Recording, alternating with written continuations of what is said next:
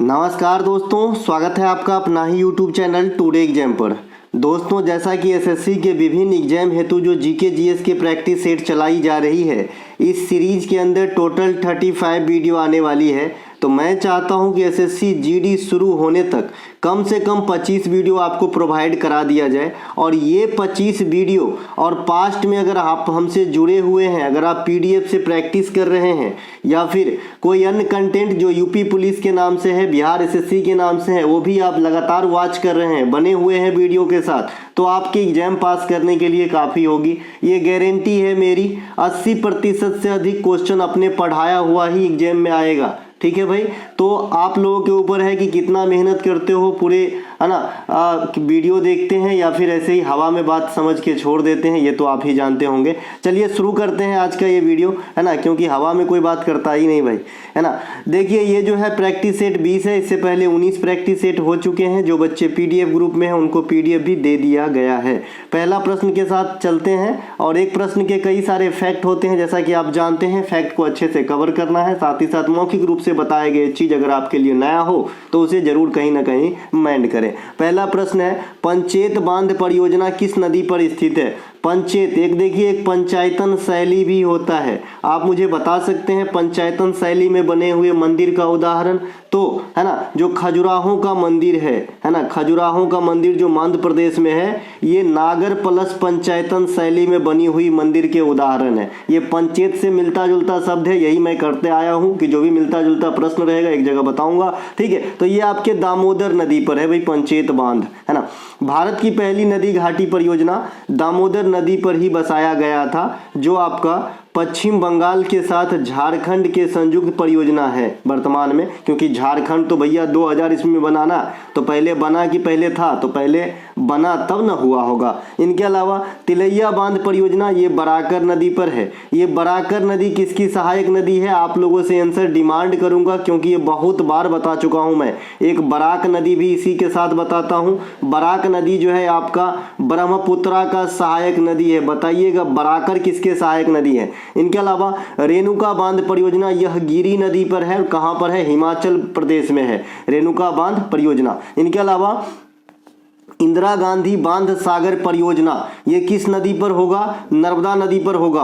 बच्चे बोलते हैं अगर सागर लगा हो तो आप चंबल नदी मार देना। मैं मानता हूं मैक्सिमम क्वेश्चन में जो सागर लगा हो वो चंबल नदी पर होती है, ठीक है। लेकिन रंजीत सागर, इंदिरा गांधी बांध सागर, ये सब डिफरेंट है भैया, है ना। तो हमेशा ट्रिक काम नहीं करता। इंदिरा गांधी बांध सागर जो है ये नर्मदा नदी पर स्थित है, मध्य प्रदेश में स्थित है, ठीक है। नर्मदा पे आएंगे तो और कौन कौन से परियोजना है? सरदार सरोवर परियोजना है, नर्मदेश्वर परियोजना भी है, ओमकारेश्वर परियोजना भी है ना। और आपका इंदिरा गांधी बांध परियोजना भी है। नर्मदा अपने आप में अच्छा खासा रोल अदा करता है आपके एग्जाम में, नर्मदा माता, है ना। इनके अलावा नर्मदा का उद्गम कहाँ से होता है? मैकाल रेंज के अमरकंटक की चोटी से दो नदी निकलती है। एक सोन भी निकलती है, सोन पूर्व दिशा में बहती है, नर्मदा पश्चिम दिशा में बहती है। नर्मदा अरब सागर में गिरती है, वहीं सोन गंगा की सहायक नदी बन जाती है ना। नर्मदा अरब सागर में गिरने वाली पेनिनसुलर इंडिया की सबसे बड़ी नदी भी है। नर्मदा को मध्य प्रदेश का जीवन रेखा कहा जाता है। ये सब ध्यान रखना है। इनके अलावा रिफ्ट वैली को भी फॉलो करता है, भ्रंश घाटी को नर्मदा, ये बात भी ध्यान रखना है। माता टीला परियोजना, यह बेतवा नदी पर स्थित है। कहां पे? ललितपुर के पास, उत्तर प्रदेश में स्थित है ना। इनके अलावा भागीरथी नदी पर टिहरी डैम, टिहरी बांध परियोजना जो भागीरथी और भिलांगना के संगम पे है, ये इंडिया का सबसे ऊंची बांध परियोजना है, ध्यान रखना है आपको। इनके अलावा महानदी पर हीराकुंड बांध परियोजना, यह भारत का सबसे लंबा बांध परियोजना है जो उड़ीसा राज्य में स्थित है, ठीक है। इनके अलावा सतलज नदी पर भाखड़ा नांगल परियोजना भारत की सबसे ऊंची गुरुत्वीय बांध परियोजना है। तो ये तीनों प्राचीन क्वेश्चन, इसे भी जरूर ध्यान रखेंगे। सबसे ऊंचा गुरुत्वीय और सबसे लंबी, ये तीनों ध्यान रखना है भैया, ठीक है। इनके अलावा वर्ष 2023 के बुकर पुरस्कार के विजेता कौन है? देखिए, बुकर पुरस्कार भी आ गया, इंटरनेशनल बुकर पुरस्कार या मैन बुकर पुरस्कार भी जो है 2023 के लिए निकल चुका है, अवार्ड वाला नाम, ठीक है। तो जो बुकर पुरस्कार के विजेता है ये पॉल पिंच है। एक्चुअली पॉल इस प्रकार से नाम है, पॉल अंग्रेजों का जैसा नाम होता है पॉल, लेकिन यहाँ पे पोल लिखा गया है, कीबोर्ड सपोर्ट नहीं करते, है ना। तो पॉल लिंच इस प्रकार से नाम है इसका, यहाँ पे बराबर लिखा है।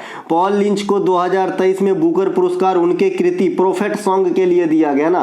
प्रोफेट एक्चुअली इस प्रकार से प्रोफेट सॉन्ग के लिए दिया गया है पॉल लिंच को। ये आयरिश है, आयरलैंड के रहने वाले हैं। देखिए पिछले साल 2022 में बुकर पुरस्कार जो है सेहान करुणा तिलका को दिया गया था। इस प्रकार से नाम है इनका, सेहान करुणा तिलका। नाम से स्पष्ट है ना कि ये श्रीलंकन होंगे, ऐसा ही लग रहा है ना। तो ये श्रीलंका के रहने वाले थे। इनके किताब का नाम the seven moon of Maali Almeida. इनके लिए यह पिछले साल के बुकर पुरस्कार के विजेता बने थे, है ना। इस बार के पुरस्कार के विजेता कौन है? पॉल लिंच, है ना। कहाँ के रहने वाले हैं? आयरिश रहने वाले। देखिए नीचे में लिखा भी है ये चीज जो मैंने बताया है, ध्यान रखिएगा, काम आएगी। इनके अलावा वर्ष 2023 में बुकर पुरस्कार लिस्ट में भारतीय मूल की एक लेखिका शामिल हुई। इस लैंग्वेज में भी क्वेश्चन पूछते मैंने देखा है कि ग्रैमी अवार्ड के लिए निम्नलिखित में से किस भारतीय लेडीज का जो है नॉमिनेशन किया गया था। भले नहीं मिला था लेकिन ये क्वेश्चन पूछा गया था एमटीएस में, तो इसी लैंग्वेज में यह क्वेश्चन पूछा जाएगा। चूंकि मैन बुकर या फिर इंटरनेशनल बुकर ये तो जीत चुके हैं, पिछली बार भी आपने देखा 22 में गीतांजलि श्री जीता है इंडियन, है ना। तो ये सब तो कॉमन हो गया, लेकिन ये जो है आपका मतलब जनरल बड़ा वाला बुकर पुरस्कार, इसमें शामिल होने की बहुत बड़ी बात हो जाती है इंडिया लेवल से। तो भारतीय मूल के एक लेखिका जिनका नाम है चेतना मारू, ये भारतीय मूल के ब्रिटिश जो है लेखिका हैं और इनके किताब शामिल हुआ था इस बार के बुकर पुरस्कार के लिए, ठीक है, लेकिन नहीं मिला, है ना। और इसके पुरस्कार का नाम है वेस्टर्न लेन। तो कई भाषा में आपसे एग्जामिनर क्वेश्चन कर सकता है वेस्टर्न लेन के लेखिका कौन है, तो बताइएगा चेतना मारू, ठीक है। अंतर्राष्ट्रीय बुकर पुरस्कार की शुरुआत 2005 में हुई। वहीं जो बुकर पुरस्कार जो इस क्वेश्चन का आधार है, इसकी शुरुआत 1969 में की गई थी। इनके अलावा जॉर्जियो गोस्पोदिनोव इस बार के जो है अपने टाइम शेल्टर पुस्तक के लिए 2023 का मैन बुकर पुरस्कार, अंतर्राष्ट्रीय बुकर पुरस्कार लिखिए यहाँ पे, इसके जो है विजेता है, ठीक है भाई। इनके अलावा भारत के सर्वोच्च न्यायालय को कौन कौन से अधिकार प्राप्त होते हैं? देखिए भारत के सर्वोच्च न्यायालय को तीनों अधिकार प्राप्त हैं, मूल अधिकार, अपीलीय अधिकार और परामर्शदायी अधिकार। परामर्शदायी आप समझ गए होंगे, प्रेसिडेंट साहब परामर्श प्राप्त करते हैं 143 के अकॉर्डिंग, तो ये परामर्शदायी अधिकार हो गया, है ना। मूल अधिकार आप सभी समझते हैं। इसके अलावा भारत के उच्चतम न्यायालय को मूल अधिकार जो है आर्टिकल 131 के अनुसार प्राप्त है, वहीं अपीलीय अधिकार आर्टिकल 132 के अनुसार, वहीं परामर्शदायी अब इसका जो अधिकार है ये 143 के अनुसार सर्वोच्च न्यायालय को प्राप्त है, ठीक है। अनुच्छेद 143 राष्ट्रपति सर्वोच्च न्यायालय से परामर्श प्राप्त करता है, यहां मैं अलग से भी लिख दिया हूं। भारत के सर्वोच्च न्यायालय की गठन से पूर्व सर्वोच्च न्यायालय से संबंधित बहुत फैक्ट है, जैसे कि मैंने आपको पहले ही बता दिया है, लेकिन यहाँ पे फिर से डिस्कशन करना बहुत जरूरी है ना। कैसा भैया?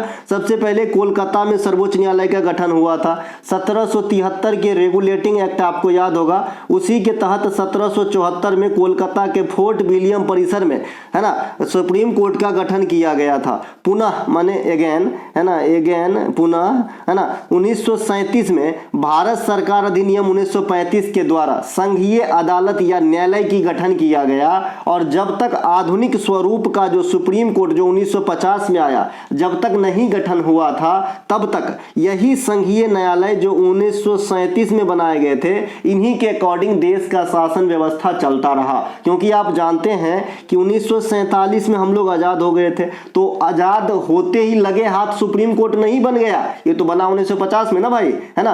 तो इतने दिन हम कहाँ ऐसे ही रहे? नहीं रहे भाई, हमारा अभिभावक था न्यायपालिका के तौर पे कौन? यही संघीय न्यायालय, जिसकी गठन 1935 के अधिनियम के तहत किया गया था। आई होप आप समझ गए सुप्रीम कोर्ट के यहाँ तक आने की जर्नी। इनके अलावा सुप्रीम कोर्ट 28 जनवरी 1950 को आधुनिक स्वरूप में अपना कार्यभार संभाला, जबकि इंट्रोड्यूस हो गए थे प्रथम गणतंत्र दिवस के अवसर पे 26 जनवरी 1950 को, ठीक है। इसके अलावा प्रथम गणतंत्र दिवस के अवसर पे, है ना, जो चीफ गेस्ट थे वो कौन थे? बड़ा वाला क्वेश्चन मार्क आप देख रहे होंगे, बताइएगा। जो बच्चे कंसर से जरूर जवाब देते हैं, अब जो सिर्फ टाइम पास ही करते हैं वो क्या जवाब देंगे? सिंपल सी बात है भाई, बुरा लग रहा होगा लेकिन माफ करना भाई, यही करवा सच है, आपको एक दिन अच्छे जगह ले जाएगा, है ना। मैं वैसा क्वेश्चन आपको नहीं पढ़ाऊंगा कि आप इजी वे में 50 में से 49 की जवाब दे डालो और यह हाँ खुश हो लो। अरे खुश होना है तो वहाँ खुश हो जाओ, एग्जाम हॉल से निकलते जब खुश हो और पेप्सी पियो, अरे बहुत अच्छा एग्जाम गया, रिजल्ट होना है, ऐसी चाहिए, है ना। घर पे और घर में टेस्ट में नंबर आ लाने से यहाँ खुश होने की कोई बात नहीं है,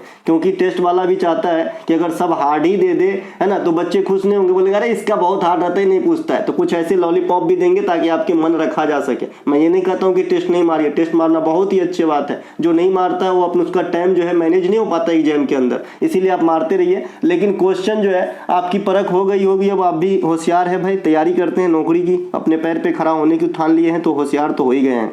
इनके अलावा सुप्रीम कोर्ट अनुच्छेद 32 का प्रयोग कर रिट जारी करता है और हाई कोर्ट करता है भैया 226 का प्रयोग कर। ठीक है, सुप्रीम कोर्ट के न्यायाधीश की सेवानिवृत्ति 65 वर्ष है, हाई कोर्ट में न्यायाधीश की 62 वर्ष है। इनके अलावा सुप्रीम कोर्ट के वर्तमान 34 न्यायाधीश होते हैं। यह 34 न्यायाधीश कैसे आते हैं? 33+1 आते हैं। इसमें कन्फ्यूजिंग पेयर क्या है आपका बताइएगा? जो आपका जीएसटी परिषद होता है ना, उनमें भी इसी के आसपास सदस्य होते हैं। कितने सदस्य होते हैं? 33 होते हैं। 33 में 2 केंद्र सरकार से आते हैं और 31 जो है राज्य या यूटी से सिलेक्ट होकर, जीएसटी परिषद की बात कर रहा हूं, इससे पहले वाले वीडियो में ये बात मैं कर लिया था।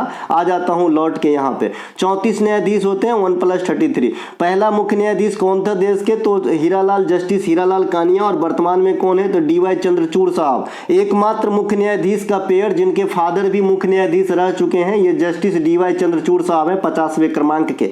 हाई कोर्ट और सुप्रीम कोर्ट के सभी न्यायाधीश की नियुक्ति जो है कौन करते हैं? राष्ट्रपति करते हैं। हाई कोर्ट के सभी न्यायाधीश की तबादला कौन करते हैं? आप कहोगे सर सुप्रीम कोर्ट के न्यायाधीश का तबादला नहीं होता है क्या? सुप्रीम कोर्ट से बड़ा कोई कोर्ट है क्या इंडिया में? नहीं है ना, तो है ना, तो तबादला जो है हाई कोर्ट की होती है। तो ये कौन करते हैं? राष्ट्रपति साहब ही करते हैं। या फिर सुप्रीम कोर्ट से जब न्यायाधीश निकलते हैं तो फिर राष्ट्रीय विधि आयोग में अध्यक्ष बनते हैं, और भी बड़े बड़े संस्था है वहां पे जो है इन्हें अध्यक्ष या फिर और बड़े बड़े पोस्ट पे रखे जाते हैं। ठीक है, तदर्थ न्यायाधीश की नियुक्ति। तदर्थ न्यायाधीश क्या होते हैं मैं समझा चुका हूं। जब सुप्रीम कोर्ट पे वर्कलोड बढ़ता है तो न्यायाधीशों की संख्या भी ज्यादा होनी चाहिए उस समय, है ना। तो तदर्थ न्यायाधीश की नियुक्ति के लिए सुप्रीम कोर्ट के चीफ जस्टिस राष्ट्रपति को जो है मतलब दरख्वास्त करते हैं, और राष्ट्रपति के स्वीकृति मिलने के बाद जिस भी हाई कोर्ट से तदर्थ न्यायाधीश को बुलाते हैं, उस हाई कोर्ट के जो चीफ जस्टिस होते हैं, जैसे बिहार से बुलाएगा तो बिहार के कोई ना कोई मुख्य न्यायाधीश होगा ना बंधु, तो उनसे जो है सलाह लेंगे और तब नियुक्ति होती है आपका तदर्थ न्यायाधीश की।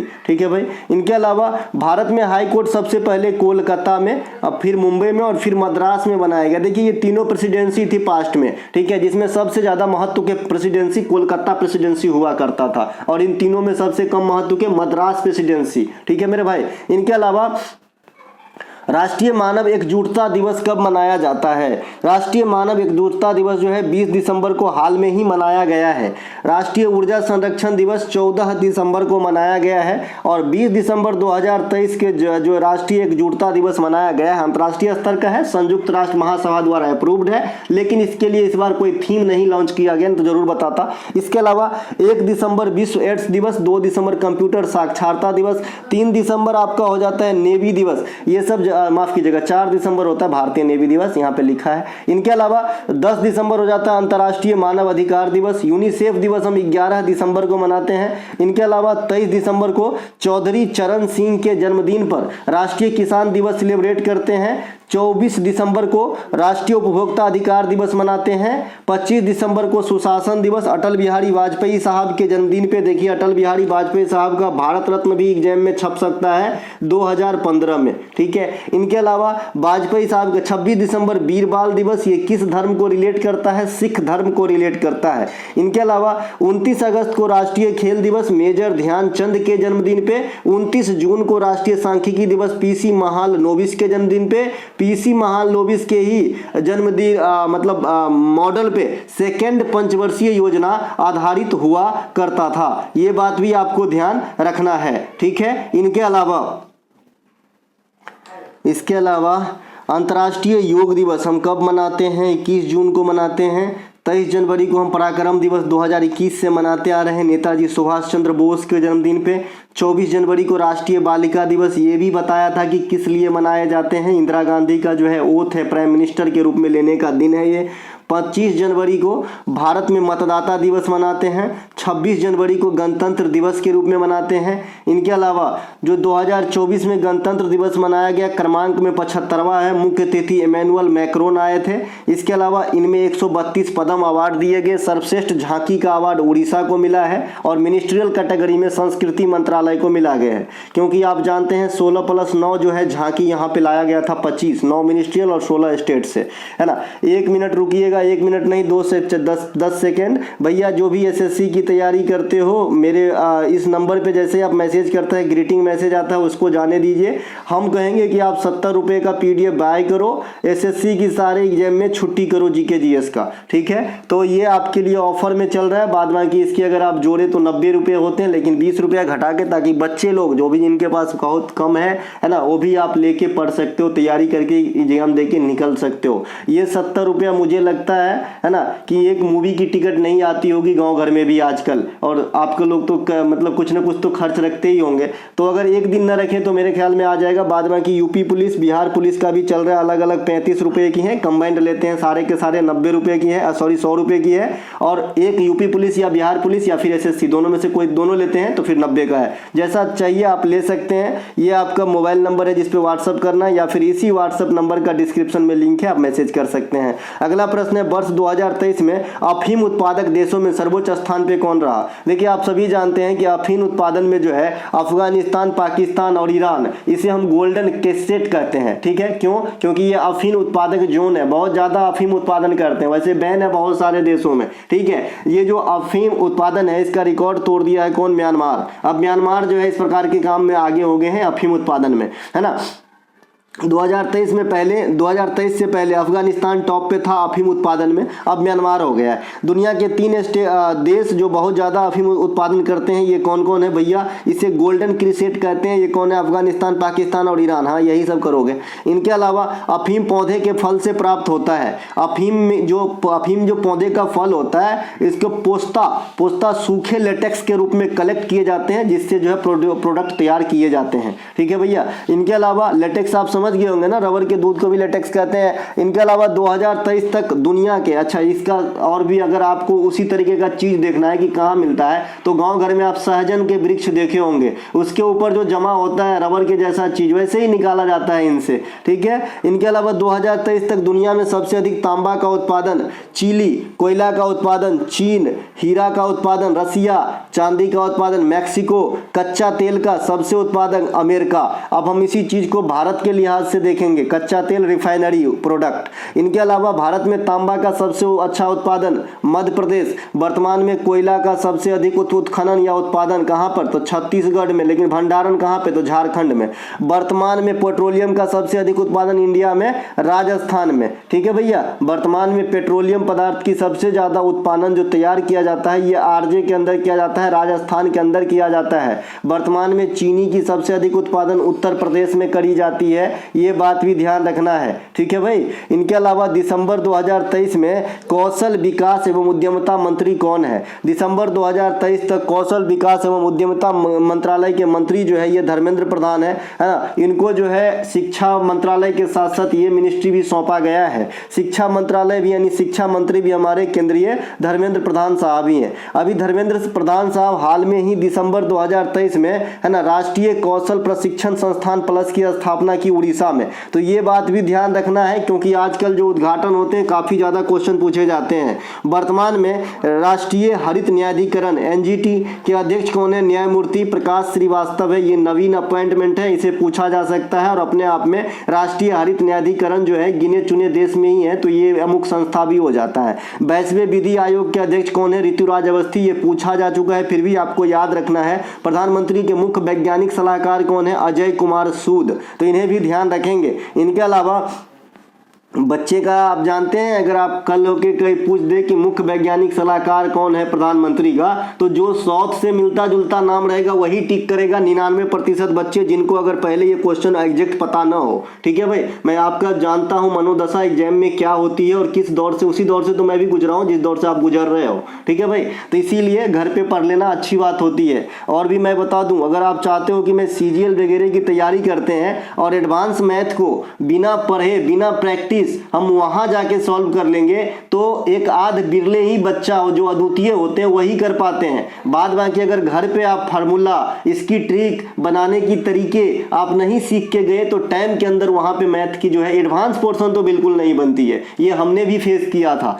ठीक है। इनके अलावा प्रधानमंत्री के मुख्य आर्थिक सलाहकार अनंत नागेश्वरम, अध्यक्ष भारतीय राष्ट्रीय राजमार्ग प्राधिकरण नहाई के संतोष कुमार यादव, निदेशक विक्रम साराभाई अंतरिक्ष केंद्र के जो है ये कौन हो गया भैया, डॉक्टर उन्नी कृष्णन नायर, न्यूली अपॉइंटमेंट है। बाद बाकी डीआरडीओ के वही पुराना है, समीर भी कामत साहब, और इसरो में भी सोमनाथ साहब एज इट इज हैं। इनके अलावा निम्नलिखित में से कौन सा एक देश आसियान का सदस्य नहीं है, म्यांमार, चीन, इंडोनेशिया, मलेशिया। इसमें से चीन नहीं है। चीन जो है हमारे ऊपर यहाँ पे माथे पे तांडव कर रहा है, जबकि आसियान का सदस्य देश यहीं से पूरा कट जाता है, ये वाला पोर्शन होता है, ठीक है। तो इसमें चीन नहीं है, बाद बाकी सब है के सब हैं। तो ऑप्शन नंबर बी यहाँ पे राइट आंसर हो जाएगा।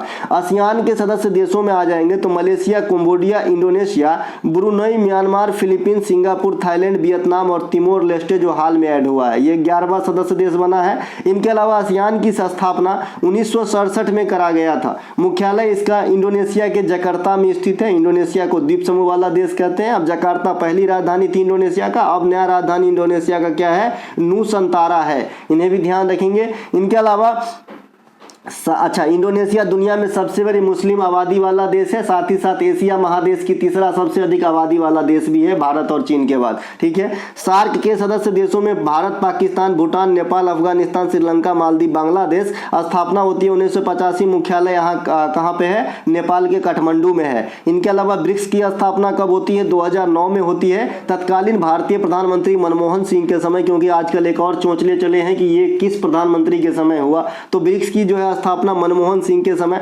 मनमोहन सिंह के को जो है आर्थिक उदारीकरण से जुड़े हुए कैरेक्टर जाने जाते हैं। मनमोहन सिंह साहब काफी सारे पोस्ट को होल्ड किए, जिसमें आरबीआई का गवर्नर, उप गवर्नर, वित्त मंत्री, प्रधानमंत्री का सलाहकार, खुद प्रधानमंत्री, वित्त सचिव, भारत सरकार इत्यादि इत्यादि। इनके अलावा क्वाड देश का गठन 2017 में हुआ था। इसमें सम्मिलित देश क्या है ना, तो ये भैया ऑस्ट्रेलिया, जापान, भारत और अमेरिका, तो ये बात भी ध्यान रखना है, ठीक है। इनके अलावा आईसीसी वनडे वर्ल्ड कप 2023 तक एक सीजन में सर्वाधिक विकेट लेने का रिकॉर्ड किसके नाम है। यानी एक बार वर्ल्ड कप चल रहा है आईसीसी 50-50 वाला, तो एक सीजन में सबसे अधिक विकेट कौन लिए हैं। क्वेश्चन बहुत डीप है और आने वाले एग्जामिनर की माइंड है ये जो मैं पढ़ा हूँ, ठीक है। तो ये मिशेल स्टार्क है भैया। कौन है मिशेल स्टार्क, क्योंकि ये चर्चा का विषय भी है। मिशेल स्टार्क आप जानते हैं ना, मिशेल स्टार्क आईपीएल 2024 के लिए सबसे महंगा खिलाड़ी बिका है ये, है ना। आईसीसी वनडे वर्ल्ड कप में सबसे अधिक विकेट लेने का रिकॉर्ड जो है ओवरऑल ग्लेन मैग्रा का है। एक आईसीसी वर्ल्ड कप में सबसे अधिक विकेट झपटने का रिकॉर्ड जो है मिशेल स्टार्क का है, 27 विकेट, है ना, जिन्होंने 2019 में लिया था। इनके अलावा आईसीसी वनडे वर्ल्ड कप में सबसे अधिक, है ना, विकेट लेने का रिकॉर्ड जो है ये मोहम्मद शमी का है। भारतीय के लिहाज से, एक second, ICC one day world cup में सबसे अधिक विकेट लेने का रिकॉर्ड ये भारत के लिहाज से, यहाँ पे भारत मैं करके दूंगा, ये भारतीय के लिहाज से कि सबसे अधिक विकेट जो है वर्ल्ड कप में मोहम्मद शमी लिए हैं। और 2023 में भी सबसे अधिक 24 विकेट मोहम्मद शमी ने ही लिया था। और विराट कोहली सबसे अधिक रन बनाए, जिस कारण इसे गोल्डन बैट भी दिया गया था। किसे, विराट कोहली को। अगर न्यूजीलैंड के खिलाड़ी रविंद्र जो है अगर और खेलता होता 2 मैच, है ना, तो हमको लगता है विराट कोहली को पीछे छोड़ देता इस बार रन बनाने के मामले में, ठीक है। इनके अलावा आईसीसी वाला अवार्ड मैं बता दिया हूं ना भाई किसको दिया है, तो बिरटू को अपना ODI cricketer of the year 2023 के लिए सिलेक्ट किया गया है। T20 में अपना Suryakumar Yadav as it is है ना। और महिला क्रिकेटर में नेट स्क्वायर, ये भी एज इट इज है ना। महिला में कौन सा अवार्ड मिलता है, फ्लिंट अवार्ड। और पुरुष में कौन सा अवार्ड मिलता है, सर गारफील्ड अवार्ड, है ना। तो ये किसको मिला है पुरुष वाले में, क्योंकि आईसीसी के जो ओवरऑल मतलब चुने गए हैं वो पैट कमिंस चुने गए हैं, ठीक है। पैट कमिंस को मिलता है सोबर्स गारफील्ड अवार्ड। और महिला वाले जो ओवरऑल आईसीसी चुनते हैं साल भर के लिए, तो उनको कौन सा ज्यादा दिया जाता है? तो फ्लिंट अवार्ड दिया जाता है। ये क्वेश्चन पिछली दफा पूछा गया था, इसलिए दोहरा दिया हूं, आपको याद ना हो तो स्मरण कर लेना। आईसीसी वर्ल्ड कप 1975 में स्टार्ट हुआ था। भारत 2 बार 1983 और 2011 में, एक बार कपिल देव और दूसरी बार महेंद्र सिंह धोनी कप्तानी में जीत चुके हैं। भारत अब तक फाइनल में 4 बार पहुंचा है। आने वाले समय का टॉप क्वेश्चन सब है ये। 1983 और 2011 में तो फतेह किया, लेकिन 2 बार हारे हम। 2023 में ऑस्ट्रेलिया से हारे, 2003 में भी हारे। तो ये जो है आपका फाइनल, और फाइनल में पहुंच के जो है न मिल पाया हमें। इनके अलावा आईपीएल 2024 में सबसे महंगा खिलाड़ी मिशेल स्टार्क है ना, कोलकाता नाइट राइडर्स 24.75 करोड़ में खरीदा है, एक बॉल 1.25 लाख रुपए की। इनके अलावा उस्ताद बिंदा खान का संबंध किस वाद्य यंत्र से है? बिंदा खान साहब जो है सारंगी बजाते हैं, बिस्मिल्लाह खान साहब शहनाई बजाते हैं। ठीक है भैया। इनके अलावा बजाते थे, अब तो है नहीं हमारे बीच। सारंगी के अन्य वादकों में पंडित राम नारायण, वजीर खान, आसिफ अली खान, सुकूर खान, सबरी खान, सुल्तान खान, अब्दुल करीम खान, गुलाम सबीर खान, है ना, गोपाल मिश्र भी इसी में आ जाएगा, सारंगी के वादक हैं। ठीक है। इनके अलावा सितार वादकों में अनुष्का शंकर, पंडित रविशंकर, निखिल बनर्जी, बंदे हसन, विलायत खान, अरविंद पारेख, कुशल कुमार दास, ये सभी के सभी सितार प्ले करते हैं। संगीता शंकर, विष्णु गोविंद जोग, भैया देखिए अनुष्का शंकर है, ये संगीता शंकर है, अलग है। संगीता शंकर, विष्णु गोविंद जोग, एल सुब्रमण्यम, कन्नकुड्डी वैद्यनाथन, एन राजम, सभी वायलिन से संबंधित है, ध्यान रखेंगे। इनके अलावा पालधर रघु, ठाकुर भीकम सिंह, ठाकुर जगदीश सिंह, पी सतीश कुमार, ये सभी के सभी जो हैं क्या बजाते हैं? मृदंगम। क्या बजाते हैं? मृदंगम। तो इन्हें भी ध्यान रखेंगे। इनके अलावा संयुक्त सैन्य अभ्यास डेजर्ट साइक्लोन 2024 हाल ही में आयोजित किए गए। यह भारत के किस देश के बीच आयोजित की जाती है?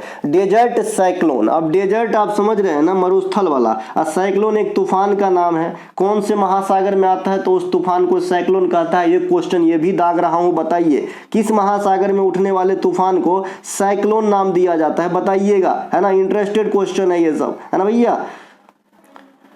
तो ये है संयुक्त अरब अमीरात और भारत के बीच हुआ है आपका डेजर्ट, है ना, साइक्लोन 2024 जनवरी महीना में संपन्न हुआ है। इनके अलावा भारत और संयुक्त अरब अमीरात के बीच डेजर्ट साइक्लोन संयुक्त अभ्यास 2024 यह राजस्थान में संपन्न हुआ है। जगह का नाम भी याद रखिएगा, एक्स एक्यूबेरन 2023। यह मालदीव्स और भारत के बीच होता है। अभी मालदीव के साथ हमारा क्या हुआ है आप तो देख ही रहे हैं, जाना बैन ने, हम लोग जा ही नहीं रहे। हरिमौज शक्ति अभ्यास 2023 यह भारत और मलेशिया के बीच मेघालय में संपन्न हुआ है। ऑस इंडेक्स 2023, ऑस मतलब यहाँ से ऑस्ट्रेलिया है, और यहाँ से IND मतलब इंडिया है, और EX मतलब एक्सरसाइज। तो ऑस इंडेक्स एक्सरसाइज ये भारत और ऑस्ट्रेलिया के बीच, नौसेना के बीच, नौसेना का जो है अभ्यास है, एक्सरसाइज है। फ्रिंजेक्स 2023 ये आपका जो है भारत और फ्रांस के बीच, फ्रां है और ये इंडिया है ना, और ये तिरुवनंतपुरम केरल के थलसेना का है, केरल में संपन्न हुआ है। सिम्बेक्स सिंगापुर और इंडिया का है ना। इनके अलावा प्रोटीन के निर्माण में क्या सहायक होता है? देखिए प्रोटीन के निर्माण में एमिनो अम्ल सहायक होता है। इसी लैंग्वेज को घुमा के पूछूं एमिनो अम्ल वास्तव में क्या होते हैं, तो प्रोटीन होते हैं। दोनों का आंसर सेम है। प्रोटीन को बॉडी बिल्डर कहा जाता है। इसके कमी से क्वासियोरकर नामक बीमारी भी होती है। बाद में की जो कुपोषण का शिकार बच्चे होते हैं, आगे पेट निकल जाता है ना, और शरीर पतला होता जाता है, तो ये भी जो है प्रोटीन की लक्षण है, इसे कुपोषण भी बोलते हैं। इनके अलावा प्रोटीन का पाचन शरीर में पेप्सिन नामक एंजाइम के द्वारा होता है। वैसे रेनिन से भी होता है, और भी एंजाइम है, लेकिन ये मुख्य जो आपके एग्जाम में आते हैं, पेप्सिन जो है ये प्रोटीन को डायरेक्ट पचा ही नहीं डालता है, सरल प्रोटीन पेप्टाइड्स में बदलते हैं, ये भी आपसे पूछता है। इनके अलावा सोयाबीन प्रोटीन के समृद्ध स्रोत है। सोयाबीन वो वाला सोयाबीन नहीं जो बड़ी का तरकारी बना के खाते हैं, ये सोयाबीन बीज वाला सोयाबीन आता है भाई, इस प्रकार से बीज होता है, इस प्रकार से, है ना। इसके अलावा मूंगफली ये भी प्रोटीन का अच्छा स्रोत है। तो पहला स्थान पे सोयाबीन को रखेंगे, दूसरे पे मूंगफली को। दूध में पाए जाने वाले प्रोटीन को हम कैसीन कहते हैं, और ये जो कैसीन है इसे पचाने के लिए शरीर में रेनिन नामक एंजाइम स्रावित होती है। ठीक है भाई, तो जो दूध से आए हुए प्रोटीन के पाचन पे जो है अटैक करता है। इनके अलावा सभी प्रकार के नाइट्रोजन आहार में प्रोटीन पाई जाती है। इनके अलावा शरीर में ऊर्जा कार्बोहाइड्रेट और वसा देते हैं। कार्बोहाइड्रेट थोड़ा कम देते हैं 4.2 कैलोरी, जबकि वसा जो है 9.2 कैलोरी के समथिंग ऊर्जा प्रदान करते हैं। ठीक है भाई। इनके अलावा एक क्वेश्चन पूछता है किसी भी एथलीट के तात्क्षणिक ऊर्जा के लिए क्या लेना चाहिए, तो बोलिएगा ग्लूकोज। इनके अलावा हाल में ही निधन हुए फातिमा बीबी किस राज्य में राज्यपाल के तौर पर कार्य कर चुकी थी। इंपॉर्टेंट क्वेश्चन रखिएगा, इसे VVI करके रखिएगा, जहां तक मेरा मन कह रहा है ये डायरेक्ट क्वेश्चन पूछेगा आपके एग्जाम में इसी लैंग्वेज में, ठीक है। तो ये तमिलनाडु में राज्यपाल के तौर पर कार्य कर चुकी थी फातिमा बीबी। फातिमा बीबी का जन्म केरल में हुआ था, है ना। सर्वोच्च न्यायालय में प्रथम महिला न्यायाधीश बनी थी, तो एक रिकॉर्ड तो ये है इनके नाम। इनके अलावा फातिमा बीबी 97 से 2001 के बीच तमिलनाडु में गवर्नर के तौर पे सेवा दे चुकी हैं। 2024 के लिए फातिमा बीबी को पद्म भूषण से भी सम्मानित किया गया है। तो एक अटैक, दो, तीन अटैक, तो तीन को इंपॉर्टेंट बात है। क्वेश्चन एग्जाम में ना ऐसा होगा क्या, वो भी टुडे एग्जाम के द्वारा बताया गया। इनके अलावा भारत में हाई कोर्ट के प्रथम मुख्य न्यायाधीश लीला सेठ, ये हिमाचल प्रदेश हाई कोर्ट में बनी थी मुख्य न्यायाधीश। भारत की प्रथम महिला चुनाव आयुक्त VS रमा देवी, इन्हें भी ध्यान रखेंगे। अभी तक जो कोई भी महिला है वो चीफ जस्टिस ऑफ इंडिया नहीं बनी है, ध्यान रखिएगा। इनके अलावा सत्र न्यायालय में प्रथम महिला न्यायाधीश अन्ना चांडी केरल, आप लोगों में से कोई पढ़ के बने, आई होप। इनके अलावा भारतीय ओलंपिक कमेटी के प्रथम महिला अध्यक्ष PT उषा वर्तमान भी हैं।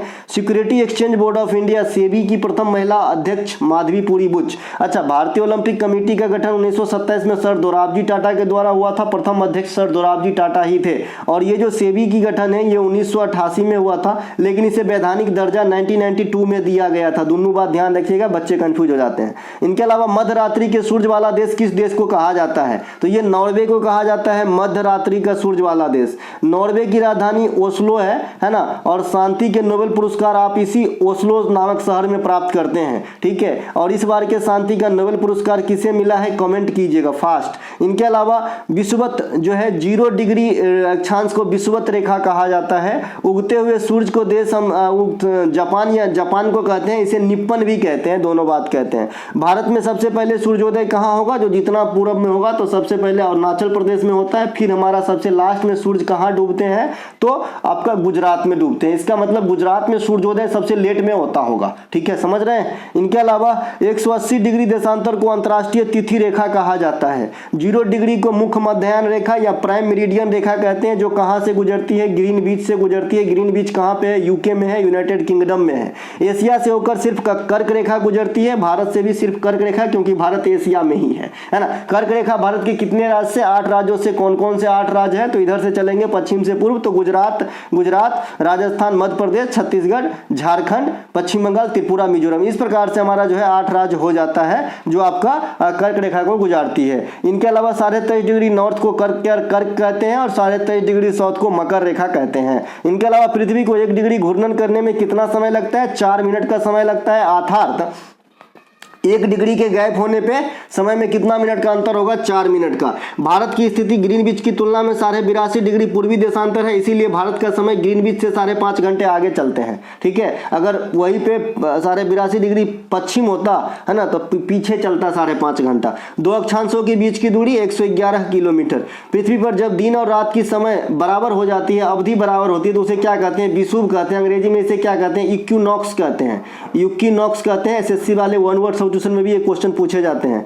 सूर्य से पृथ्वी की अधिकतम दूरी को अपसौर कहते हैं, न्यूनतम दूरी को उपसौर कहते हैं, ठीक है। अपसौर जो है ये आपका कब होता है भैया, अपसौर जो होता है ये 4 जुलाई को होता है, टाइम फिक्स है। और न्यूनतम दूरी कहाँ पे होती है, 3 जनवरी को होती है, जिसे उपसौर कहते हैं, ये भी टाइम फिक्स है। इनके अलावा निम्नलिखित में से कौन सी नदी बंगाल की खाड़ी में नहीं गिरती, स्वर्णरेखा, बनास, गोदावरी, महानदी। तो ये जो बनास नदी है ये बंगाल की खाड़ी में गिरने से पहले ही जो है अपने मेजर नदी में समा जाती है। ये बनास नदी कहाँ बहती है, राजस्थान की एक प्रमुख नदी है, जो डायरेक्ट बंगाल की खाड़ी में नहीं गिरती है। कहाँ से गिरेगी, क्योंकि ये चंबल की उपनदी है ना। इनके अलावा बंगाल की खाड़ी में गिरने वाले प्रमुख नदियों में, और चंबल खुदे यमुना में समाता है और यमुना खुदे गंगा में समाता है, तो ये कहाँ से गिरेगा, है ना। दादा जा ही नहीं रहा है तो पोता कहाँ से जाएगा, समझ रहे हैं ना। इनके अलावा स्वर्ण रेखा, महानदी, गोदावरी, कृष्णा, कावेरी, गंगा, ये सभी बंगाल की खाड़ी में गिरने वाली नदियों में से हैं। अरब सागर में गिरने वाली प्रमुख नदियां नर्मदा, ताप्ती, माही, सिंधु, साबरमती, मांडवी, जुआरी, शरावती, भादर, पेरियार, ये सभी के सभी आपको कहां पे गिरेगा भाई, तो ये अरब सागर में गिरता है। अभी मैंने नर्मदा नदी का बखान कर दिया है। ताप्ती नदी अगर अरब सागर ऑप्शन में नहीं है तो खंभात की खाड़ी ऑप्शन में रहेगा। काकरा पारा परियोजना ताप्ती नदी पर ही स्थित है। माही नदी ये आपका है ना। इनके अलावा सिंधु नदी ये पाकिस्तान में जाने के बाद जो है गिरती है, और सिंधु नदी जल विवाद 1960 में हुआ था, जो भारत का जो है मात्र थोड़ा ही अधिकार है, लगभग 30% जल का यूज करते हैं हम, है ना। साबरमती की ही सहायक नदी लोथल जो शहर है उन्हीं के सहायक नदी भोगवा नदी के किनारे स्थित है और साबरमती आश्रम से ही दांडी मार्च स्टार्ट हुआ था। ये मंडावी नदी जो है आपका गोवा में है, जुआरी नदी भी गोवा में है, जहां पे मारवा गोवा बंदरगाह है इन्हीं के किनारे लगभग स्थित है, इन्हीं के आसपास जुआरी नदी बहती है। शरावती नदी, इस पे जो है आपका जोग या गोरसप्पा जलप्रपात जो इंडिया का पहला ऊंचा जलप्रपात हुआ करता था, आजकल तो कूचिकल है जो बराही नदी पर है, लेकिन कुछ दिन ये भी रिकॉर्ड में रहा तो ये है, ठीक है। पेरियार नदी पर इदुक्की परियोजना स्थित है। तो इस प्रकार से आप लिंक करेंगे क्वेश्चन को तो आपको ज्यादा फायदा होगा। और मेरे जैसे आप भी बोलना सीखिए कि कुछ भी लिखा देखे उससे क्वेश्चन आंसर तलाशी कीजिए, हो सकता है 2 दिन अखबार लगेगा, फिर जो है आपको एकदम अच्छा लगने लगेगा, ठीक है भाई। इनके अलावा विश्व में सबसे लंबी नदी नील नदी उद्गम कहां से होता है? Victoria lake. और गिरता कहां है? भूमध्य सागर। कल या परसों मैं पूछा था भूमध्य सागर किस महासागर का पार्ट है, बहुत सारे बच्चे ने जवाब दिया, धन्यवाद। इनके अलावा एशिया की सबसे लंबी नदी यांगटीसी क्यांग है जो चाइना में है। श्रीलंका की सबसे लंबी नदी महावेली गंगा है। पाकिस्तान की सबसे लंबी नदी जो पाकिस्तान में फ्लो होती है ये आपका कौन सा? सिंधु नदी ही है। म्यांमार की सबसे लंबी नदी में आएंगे इरावती है। अपने पड़ोसी देश का सीमा रेखा, नदी, नृत्य, ऊंची चोटी, भाषा और वहां निवास करने वाले धर्मावलंबियों की तादाद इतनी जरूर याद होनी चाहिए। आजकल एसएससी ने एक क्वेश्चन इस टॉपिक से फिक्स कर रखा है। ये 5-6 बात जो हमने कहा इसमें से कोई ना कोई एक क्वेश्चन निकाल के आपके सामने परोस देता है, ठीक है। और मैं पास्ट में सब कुछ करा रखा हूं, बस सिर्फ यहां पे नदी वाला बच गया था जो आज लपेट दिया हूं यहां पे, फिर भी मैं सब चीज का जिक्र कर दूंगा। अफगानिस्तान की सबसे लंबी नदी हेलमंद है। ब्रह्मपुत्र की सहायक नदी जो भूटान से होकर बहती है इनका नाम है बांगछू। और ब्रह्मपुत्र की सहायक नदी मानस नदी भी भूटान से होकर बहती है, इसे भूटान में कहते हैं ड्रैंग में छू, है ना। तो ये बात भी आपको ध्यान रखना है। अभी आपने श्रीलंका में महावेली गंगा देख ही लिया, पाकिस्तान में प्रवाहित वाला सिंधु देख ही लिया, म्यांमार में इरावती देख ही लिया, ठीक है। इसके अलावा इन सब की भाषा देख लेते हैं। तो पाकिस्तान में तो भाषा क्या ही कहना जी, है ना। इनके अलावा अफगानिस्तान में पश्तो, पाकिस्तान में भाई अपने जैसा ही है, बहुत सारे लोग हिंदू बोलते हैं, उर्दू बोलते हैं और आपका जो है पंजाबी भी बोलते हैं। अफगानिस्तान में पश्तो बोलते हैं, दारी बोलते हैं। भूटान में कौन सा? जोंगखा बोलते हैं। श्रीलंका में सिंगली और तमिल बोलते हैं। म्यांमार में बर्मी बोलते हैं। चीन में मैंडारिन बोलते हैं। नेपाल में नेपाली बोलते हैं। ये हमारी जो है म्यांमार में दिवेही बोलते हैं। तो ये सब जो है आपका थोड़ा बहुत अपनी पड़ोसी भाषा हो गया। इसके अलावा अगर धर्म की बात करेंगे तो म्यांमार में सबसे ज्यादा इस्लाम धर्म के लोग रहते हैं। चीन में बुद्ध धर्म के लोग रहते हैं। भूटान में बुद्ध धर्म के लोग रहते हैं। नेपाल में हिंदू धर्म के लोग रहते हैं। पाकिस्तान और अफगानिस्तान में इस्लाम धर्म के लोग रहते हैं। तो ये हमारा पड़ोसी के बारे में जायजा हो गया है। इनके अलावा सबसे लंबा सीमा बांग्लादेश में लगता है, सबसे छोटा सीमा कहां पे लगता है भैया? अफगानिस्तान में लगता है। बांग्लादेश में अगर धर्म की बात करेंगे तो सबसे ज्यादा इस्लाम धर्म के लोग निवास करते हैं, ठीक है भाई। इनके अलावा प्रसिद्ध लोकनृत्य चंदेनी किस राज्य से संबंधित है? तो चंदेनी लोकनृत्य जो है ये छत्तीसगढ़ से संबंधित है। छत्तीसगढ़ के अन्य लोकनृत्य में आएंगे तो राउत अलग, नाचा अलग, पंडवानी, गौर मारिया, पंथी, सुआ, सैला, कर्मा, परघोनी, बिलमा, फाग, थपटी, काक्सर, गेंदी, अटाड़ी। इसमें से जो आपको याद हो उसे छांट दे। आई होप राउत नाचा याद होगा, पंडवानी याद होगा, गौर मारिया, घोड़े मोरनी, ये बहुत बार मैं कच्ची गोरी, ये तीनों एक ही बार बताता हूं क्योंकि तीनों कंफ्यूजिंग पेयर जैसा है। तो गौर मारिया आपका छत्तीसगढ़, घोड़े मोरनी और कच्ची गोरी राजस्थान और घोड़े मोरनी कहां पे? गोवा पे, ठीक है। तो ये तीनों ध्यान रखना है। पंथी भी याद होगा, सुआ भी याद होगा, सैला भी याद होगा, कर्मा भी याद होगा, परघोनी याद नहीं होगा, बिलमा याद नहीं होगा, फाग याद नहीं होगा, थपटी याद नहीं होगा, कक्सर याद नहीं होगा, गेंडी भी पूछा गया याद होगा, बताया हूं, और टारी भी याद नहीं होगा। तो जो याद नहीं है उसे अपने अंदर याद करें। इनके अलावा छत्तीसगढ़ के प्रमुख त्योहारों में बस्तर दशहरा 75 दिन तक लगता है, पोला महोत्सव, गोंचा महोत्सव, ये सब ध्यान रखेंगे। इनके अलावा विधानसभा चुनाव 2023 छत्तीसगढ़ में भी हुआ। तो छत्तीसगढ़ में कितने विधानसभा सीट है? 90 सीट है। 54 सीट पे बीजेपी को बढ़त मिली, 35 सीट पे कांग्रेस को। नया मुख्यमंत्री कौन बना? विष्णुदेव साय, ठीक है। इनके अलावा मध्य प्रदेश के प्रमुख नृत्य में आएंगे तो गिरिडा नृत्य, है ना, गिरिडा नृत्य, छेरिया नृत्य, गोंडो नृत्य, भगोरिया नृत्य, राय नृत्य, मटकी नृत्य, जवारा नृत्य, सिंह मारिया नृत्य। अभी आपने देखा था, है ना, जो आपका गौर मारिया है ये आपका छत्तीसगढ़ में है, यहाँ पे सिंह मारिया है ये आपका मध्य प्रदेश में है। कर्नाटक के प्रमुख नृत्य में आएंगे ये यक्षगान, बिरगा से, भूतकोला, करगा, कुनीथा, ठीक है। इनके अलावा हिमाचल प्रदेश के, अच्छा उगादी एक त्योहार कर्नाटक में रख लेना, नववर्ष वाला, ठीक है, क्योंकि ये आंध्र प्रदेश और तेलंगाना के साथ साथ कर्नाटक में भी होता है। हिमाचल प्रदेश के प्रमुख यहाँ पे नेताओं लिख गया है, नृत्य लिखे, ठीक है। छपेली, ये छपेली हिमाचल प्रदेश का भी है, साथ ही साथ ये उत्तराखंड का भी है छपेली, यहाँ पे स्टार लिख के यूपी के लिखा है। चंबा, थाली, सांगला, डांगी, डंडा नाच, धमान, नाटी डांस, ये सभी के सभी कहाँ पे होती है? हिमाचल प्रदेश में होती है। निम्नलिखित में से किस समिति का सीधा संबंध भुगतान संतुलन से है? देखिए भुगतान संतुलन से जो संबंध है ये है रंगराजन समिति का। जानकी रमन समिति प्रतिभूति घोटाला और लालू प्रसाद चारा घोटाला, है ना। इनके अलावा नरसिम्हा समिति बैंकिंग वित्तीय सुधार, महान लोभी समिति राष्ट्रीय है। मजाक किया था भाई, लालू वाला समिति नहीं पूछेगा। इनके अलावा सरकारिया समिति केंद्र राज्य संबंध, है ना। इनके अलावा स्वामीनाथन समिति जनसंख्या नीति, विजय केलकर समिति जीएसटी, अशोक मेहता बलवंत मेहता सादिक अली समिति ग्राम पंचायत, मेहरोत्रा या मल्होत्रा समिति बीमा क्षेत्र में सुधार, शिवरामन समिति नाबार्ड की स्थापना, राजा चलैया समिति टैक्स सुधार, आबिद हुसैन समिति सिडबी की स्थापना, ठीक है। हिल्टन यंग कमेटी आरबीआई की स्थापना, भंडारी समिति क्षेत्रीय ग्रामीण बैंक की पुनर्संरचना, ठीक है भाई, ध्यान रहेंगे। इनके अलावा अनटचेबल पुस्तक के लेखक लेखिका कौन है? तो आर के नारायण है अनटचेबल पुस्तक के लेखक लेखिका। आर के नारायण की अन्य पुस्तकों में आएंगे तो सबसे फेमस मालगुडी डेज है, इनके कई सीरीज है। इनके अलावा गुलामगिरी पुस्तक के लेखक ज्योतिबा फुले साहब है। ज्योतिबा फुले साहब सत्यशोधक समाज की स्थापना 1873 में किए थे। जो गुलामगिरी पुस्तक है ये मराठी भाषा की पुस्तक है, ये भी पूछा गया है। वेटिंग फॉर वीजा, है ना, ये भीमराव अंबेडकर साहब की प्रमुख पुस्तक है। इन्हें आधुनिक भारत का चाणक्य तथा भारतीय संविधान का निर्माता माना जाता है। बहिष्कृत हितकारिणी सभा का गठन तथा मंदिर प्रवेश आंदोलन भीमराव अंबेडकर सर ने चलाए थे। देखिए एक बात ध्यान रखिएगा, भारतीय संविधान का निर्माता भले ही भीमराव अंबेडकर साहब को कहा जाता है, लेकिन संविधान लिखने का काम प्रेम बिहारी रायजादा ने किया था। यह भी क्वेश्चन आपके एग्जाम में आ चुका है, ठीक है भाई। प्रेम बिहारी रायजादा ने इंग्लिश पांडुलिपि में संविधान को लिखे थे, क्योंकि उनका जो राइटिंग है उच्च दर्जे का था। इनके अलावा द ग्रेट इंडियन नोवेल, है ना, Ambedkar a life, the paradoxical prime minister, an era of darkness, ये सभी के सभी पुस्तक जो है शशि थरूर साहब के द्वारा लिखा गया है। One night at call centre, है ना। इनके अलावा one night at call centre, इनके अलावा one Indian girl, 5 point someone, 3 mistake in my life, revolution 2020, half girlfriend, 2 states, इन सभी पुस्तकों के लेखक चेतन भगत हैं। द अलजेब्रा ऑफ इन्फिनिटी, है ना, इन्फिनिटी का अलजेब्रा, इन्फिनिटी जस्टिस है ना, अनंत न्याय की जो है अलजेब्रा, इस प्रकार की इसका हिंदी निकलेगा, है ना। The God of small things, भगवान छोटा चीज, भगवान का छोटा चीज, तो ये सब जो है अरुंधति राय के द्वारा लिखा गया है। स्कूल इंडिया यूथ गेम खेलो इंडिया यूथ गेम 2024 का शुभंकर क्या था? इसके शुभंकर जो है ना थोड़ा लंबा चौड़ा है, आने में एग्जाम में आने में ठीक ठाक है ये, है ना। तो ध्यान रखिएगा, बाद बाकी खेलो इंडिया यूथ गेम 2024 और पिछला सारा रिकॉर्ड मैं आपको बता चुका हूं, इसके बाहर क्वेश्चन नहीं आएगा, ठीक है। देखिए बीरा मंगाई वेलू नचियार, ये था शुभंकर का नाम रखा गया, जो रानी वेलू नचियार के नाम पे रखा गया था, ठीक है भाई। ये रानी वेलू नचियार कौन है? तो औपनिवेशिक सत्ता के खिलाफ लड़ाई लड़ने वाली रानी थी, है ना। खेलो इंडिया यूथ गेम 2024 में 26 खेल को शामिल किया गया था, जो तमिलनाडु के 4 शहर में कराए गए, चेन्नई, त्रिची, कमटूर और मदुरई में।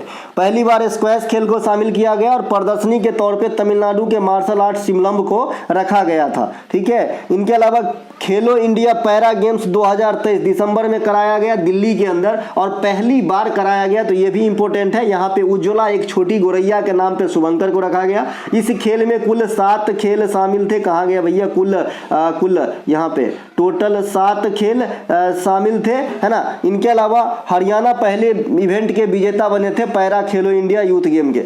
पहले खेलो इंडिया यूथ गेम की शुरुआत 2018 दिल्ली में हुआ था। 2023 में यह खेलो India youth game Madhya Pradesh में हुआ, 2024 में तमिलनाडु में हुआ। अब तक इस फॉर्मेट में यानी खेलो इंडिया यूथ गेम में अब तक सिर्फ 2 ही स्टेट जीते हैं, 4 बार महाराष्ट्र और 2 बार हरियाणा।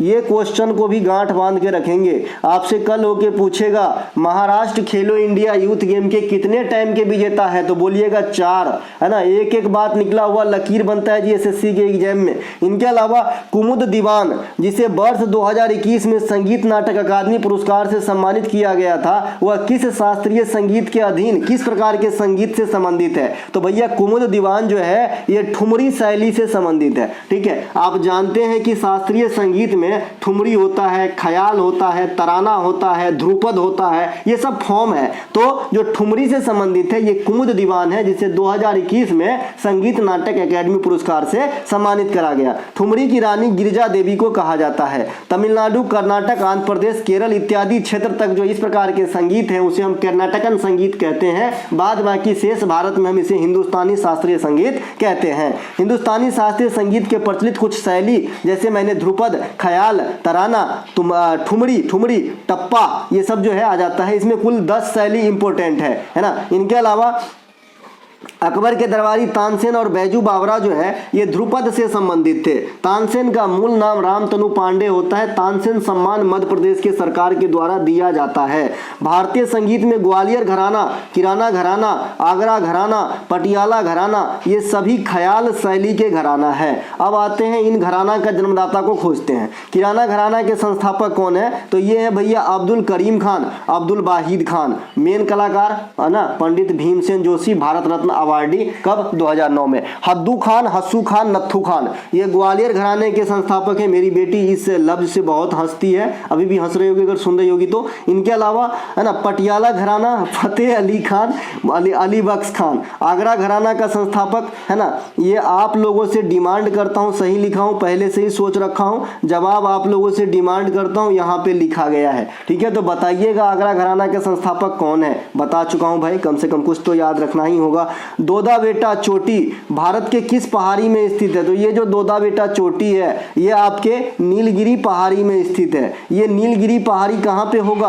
तो ये तमिलनाडु में स्थित है और ये पूर्वी घाट और पश्चिमी घाट का मिलन स्थल भी है। इस भी शेप पे तमिलनाडु है भाई। ठीक है, इनके अलावा जो आपका भारत में स्थित पश्चिमी घाट की सबसे ऊंची चोटी ये इलायची पहाड़ी है। कार्डेमम हिल जो कहाँ पे है भाई? अन्नामलाई पहाड़ी केरल में स्थित है। कार्बी आंगलोंग पहाड़ी ये कहाँ पे स्थित है? तो भारतीय राज्य असम में स्थित है। गारो खासी जयंतिया ये मेघालय में स्थित है। अरावली पर्वत की सर्वोच्च ऊंची चोटी गुरु शिखर ये राजस्थान में स्थित है। अरावली दुनिया की सबसे पुरानी पर्वत श्रृंखला है। कुमारी हिमालय, अच्छा यहाँ कुमाऊं हिमालय लिखना हो जाता है एक आध मिस्टेक, आपको मैं बढ़ने नहीं दूंगा, मतलब ये गलती को आगे बढ़ने नहीं दूंगा भाई, वो मैं सही करके दूंगा आपको, तो मैं बढ़ाने के लिए भाई समर्पित हूँ, है ना। कुमाऊं हिमालय की सर्वोच्च ऊंची चोटी नंदा देवी उत्तराखंड में स्थित है ना। इसके अलावा मोंट सिनवालचू इस प्रकार से नाम है, यह सिक्किम में स्थित है ना। तो ये बात भी ध्यान रखेंगे। झुमरी तलैया तथा मंदार की पहाड़ी, मंदार का वृक्ष भी होता है। झुमरी तलैया मंदार की पहाड़ी है, झारखंड में स्थित है। झारखंड की सबसे ऊंची चोटी पारसनाथ की चोटी है। इसके अलावा पूर्वी घाट की सबसे ऊंची चोटी जिंदगरहा, यह आंध्र प्रदेश के अरकू घाटी में स्थित है। उड़ीसा की सबसे ऊंची चोटी अब है देवमाली। पहले जो क्वेश्चन सेटर ने क्वेश्चन सेट किया तो वहां पे महेंद्रगिरी को आंसर माना, क्योंकि उसमें देवमाली ऑप्शन में नहीं दिया था, तो महेंद्रगिरी, अगर देवमाली है तो देवमाली। संगम कालीन पांड्य वंश का प्रतीक चिन्ह क्या है? यह पिछले वीडियो से यह क्वेश्चन कॉपी किया गया है ताकि आपको रूबरू करा सकूं, क्योंकि ये क्वेश्चन एग्जाम में पास्ट में आया है और आएंगे। तो जो संगम कालीन वंश था आपका पांड्य का जो चुनाव चिन्ह मतलब राजकीय चिन्ह था ये मछली था। जो संगम कालीन है मैंने बताया था इससे पहले वाले वीडियो में भी कि आपने संगम 2 जगह सुनते हैं, एक इलाहाबाद में भी सुनते हैं संगम, ये तो तीसरी जगह है, मैं इसकी बात नहीं करूंगा, यह नदियों की मिलान है। बाद बाकी अगर शासक के लिहाज से बात करेंगे तो संगम आप विजयनगर साम्राज्य में भी देखेंगे, जो विजयनगर साम्राज्य के प्रथम वंश थे 1336 में। ठीक है, और एक संगम वंश चूंकि 1336 में विजयनगर साम्राज्य आया, एक संगम वंश आपके ईसा पूर्व की बात करता है। ईसा पूर्व मतलब 300 ईसा पूर्व, समझ रहे हैं? 300 BC से लेके 300 ईस्वी तक संगम काल का समय माना जाता है। इनके दौरान 3 प्रमुख वंश ने शासन किया, चेर, चोल और पांड। चेरों का प्रतीक धनुष बाण था, अभी आपने देखा पांड का मछली था, और चोल का जो है आपका बाघ, चोल का बाघ हो जाएगा, सही है, यहाँ पे लिखा भी है। इनके अलावा जो आपका संगम कालीन आपको अगर जानकारी चाहिए तो आपको तोलक्कापियम पढ़ना होगा। यह तोलक्कापियम क्या है? यह तमिल ग्रंथ है जो व्याकरण का किताब है, व्याकरण का, माफ कीजिएगा, हिंदी में एक शब्द आता है, जीडी में पूछता है कि जो आदमी व्याकरण जानता है उसे क्या कहते हैं, तो उसे व्याकरण कहते हैं। बहुत इजी है याद करने के लिए। ठीक है, तोलक्कापियम के लेखक हैं तोलक्कापियर, तो इनका भी नाम ऐसे ही है। ये तमिल महाग्रंथ है, व्याकरण का किताब है, तो इसमें आपको संगम कालीन इतिहास मिलेगा। इसके अलावा अशोक के शिलालेख और खारवेल के हाथी गुम्फा अभिलेख, इनमें भी जो है तमिल राज्य जो चोल है, पांड है, चेर है, इनके बारे में जानकारी मिलता है। संगम काल का वर्णन मेगास्थनीज ने अपने किताब इंडिका में भी किया है ना। इनके अलावा अलावा संगम काल के प्रमुख देवता क्या थे भैया? मरुगन, जो आज भी तमिलनाडु वगैरह में पूजे जाते हैं। चोल शासक करिकाल के शासन काल में सबसे अधिक व्यापार जो व्यवसाय है उस समय फला फूला था। करिकाल ने एक पुहार नगरी की स्थापना, जिसे बाद में कावेरी पत्तनम शहर की स्थापना ऐसा नाम दे दिया गया, अपनी राजधानी उरईर से कावेरी पत्तनम स्थानांतरित की। इसके अतिरिक्त उस समय उस जमाने में 160 किलोमीटर बांध का जो है निर्माण करवाया। ठीक है, तो ये बात भी आपको ध्यान रखना है। तो दोस्तों ये थे आज के प्रैक्टिस सेट का वीडियो। अगर आपको अच्छा लग गया हो दिल से तो लाइक कर दीजिएगा, है ना। मैं जानता हूँ कि दिल से अच्छा तो लगता है, लेकिन दिल को दबाए रहो, लाइक मत करो, इनका लाइक बढ़ जाएगा। कोई बात नहीं, लगे अच्छा तो लाइक करना, है ना। बाद में इनकी पीडीएफ के बारे में कोई भी जानकारी चाहिए, डिस्क्रिप्शन में लिंक दिया गया है, आप लिंक पे क्लिक करके पीडीएफ प्राप्त कर सकते हैं। ये 50-60 रुपया, 30-25-40 रुपया कोई चीज़ नहीं होती। एक बार अगर आप एग्जाम में मेरिट में आ गए तो हमको लगता है कि इससे कितना गुना खुशी होगा वो तो मैं कैलकुलेट नहीं कर सकता, वो तो आप ही जानेंगे। मिलेंगे अगले वीडियो में। जय हिंद दोस्तों।